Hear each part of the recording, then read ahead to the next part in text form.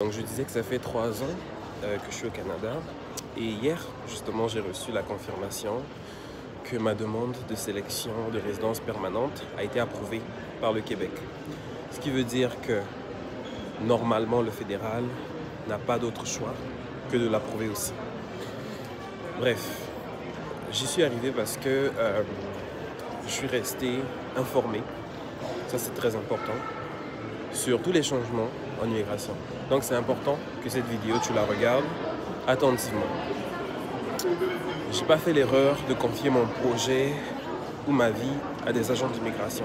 Je suis informé moi-même à la source, là où tout le monde s'informe. Et tout le monde s'informe où?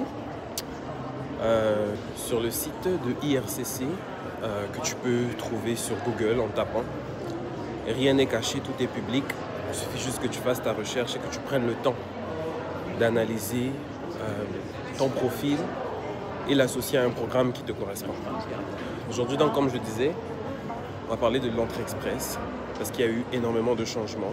Il y a eu de bonnes nouvelles, tout comme de moins bonnes. Mais on en parle dans cette vidéo, donc c'est tout. N'oubliez pas que faire une expression d'intérêt pour l'entrée express, c'est totalement gratuit. Tu n'as pas besoin de payer pour ça. Une fois que tu as l'invitation, il va falloir que tu payes les frais de traitement de ton dossier. Mais entrer dans le bassin ne te coûte absolument rien. Donc c'est une opportunité que vous devrez absolument saisir. Voilà. Donc attendez un peu là. On va vous montrer un peu le tour là.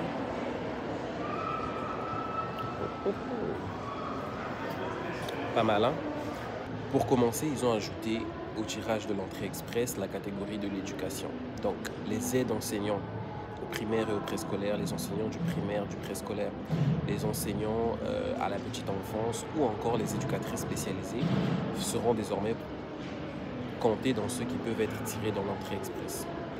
Ensuite, ils ont élargi le secteur de la santé en y incluant aussi ceux qui travaillent dans les services sociaux. Il y a aussi la catégorie des métiers spécialisés qui a été élargie avec donc des codes de CNP supplémentaires. Maintenant, là où ça devient important, c'est de savoir que toutes les professions qui sont basées sur un CNP, ils ont certainement été changés. Donc, il faut revérifier pour être sûr que ton domaine soit toujours dans soit faire 2, soit faire 3, etc. La mauvaise nouvelle ici va être que la catégorie des transports, malheureusement, elle a été supprimée. Par contre, le gouvernement met quand même l'accent, je voulais dire, sur la catégorie de l'expérience canadienne. Donc, ceux qui ont étudié ici ou qui ont travaillé ici, je comprends un peu. Ce qui veut dire, en gros, que obtenir la résidence permanente va devenir beaucoup plus facile pour ceux qui sont déjà sur le territoire et qui ont déjà une expérience canadienne. Et ça, je pense, j'en ai déjà parlé plusieurs fois, le gouvernement continue de contribuer pour qu'il y ait une présence importante d'immigrants francophones au Québec, mais aussi à l'extérieur.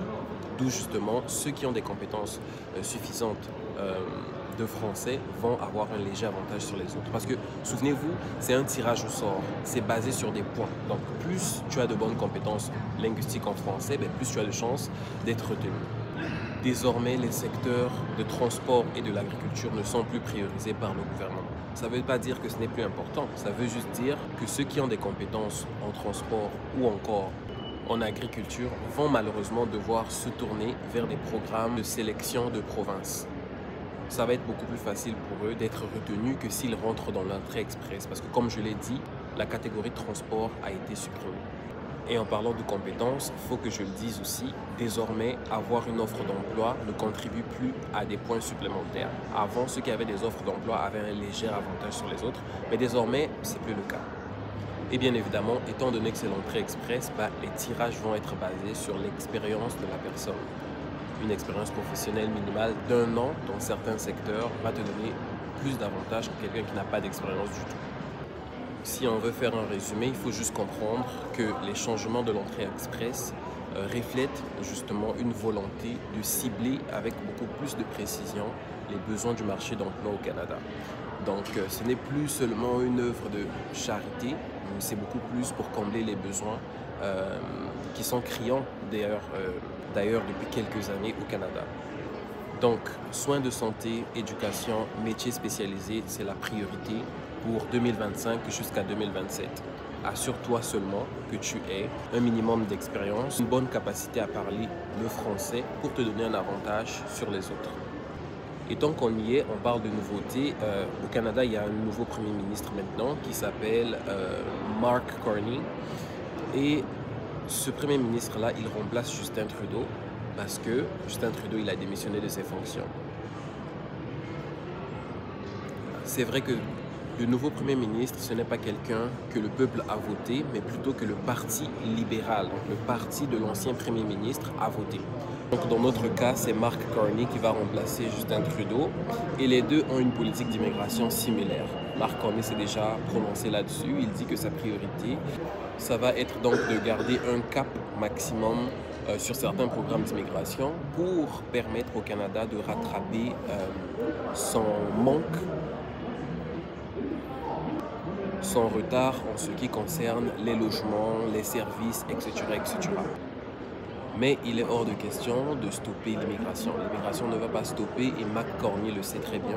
L'immigration contribue très fortement à l'économie du Canada, mais il faut le faire bien. Il faut le faire de façon ciblée et stratégique pour éviter d'avoir des crises sociales au Canada, manque de logement, manque de ceci, etc. Donc, il faut aussi noter que ce monsieur, il a été le ministre des Finances de Justin Trudeau. Il a également été directeur de la Banque nationale de l'Angleterre. Donc, c'est quelqu'un qui est quand même compétent. Je m'attends à voir une bonne évolution des choses de son côté. Je ne suis pas politicien, je ne fais pas de la politique, mais c'est mon avis. Parce que justement, quand on a annoncé les soi-disant tarifs douanières, il s'est prononcé là-dessus en disant que les tarifs de Trump étaient injustifiés et qu'il était justement d'accord pour retalier avec des tarifs en retour. Donc, en tout cas, la suite risque d'être très intéressante. Des fois, je parle un peu d'immigration, je parle un peu de politique. C'est parce que justement, les deux sont liés. Et ceux qui le comprennent, comprennent. Je ne peux pas essayer de venir dans un pays quand tu ne comprends pas la situation politique. Tu vas te retrouver dans la Bref, les amis, c'est ça. Vous me direz bien ce que vous en pensez. Je continue de marcher. Si vous voulez, je vous ferai faire un petit tour, un de ces quatre. Mais sinon, c'était Daniel. Peace.